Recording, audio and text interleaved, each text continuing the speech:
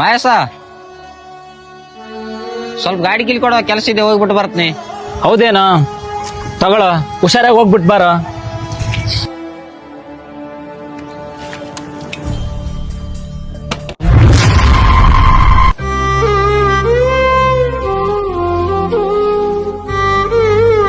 ಇಲ್ಲೆಲ್ಲಿ garage ಕೂಡ ಇಲ್ಲ ಅನಿಸ್ತೇನು. ಇವನು ಇಷ್ಟೊತ್ತಾಯ್ತು ಬೈಕ್ ತಗೊಂಡೋದನ್ನ ಇನ್ನೂ ಬಂದಿಲ್ವಲ್ಲ.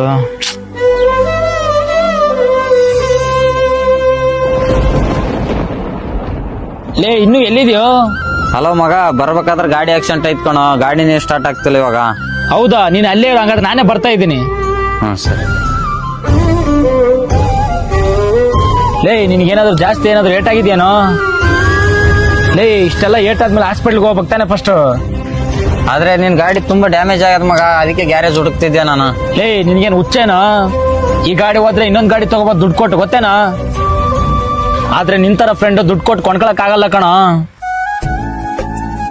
ಬಾ ಫಸ್ಟ್ ಹಾಸ್ಪಿಟ್ಲ್ಗೆ ಹೋಗೋಣ.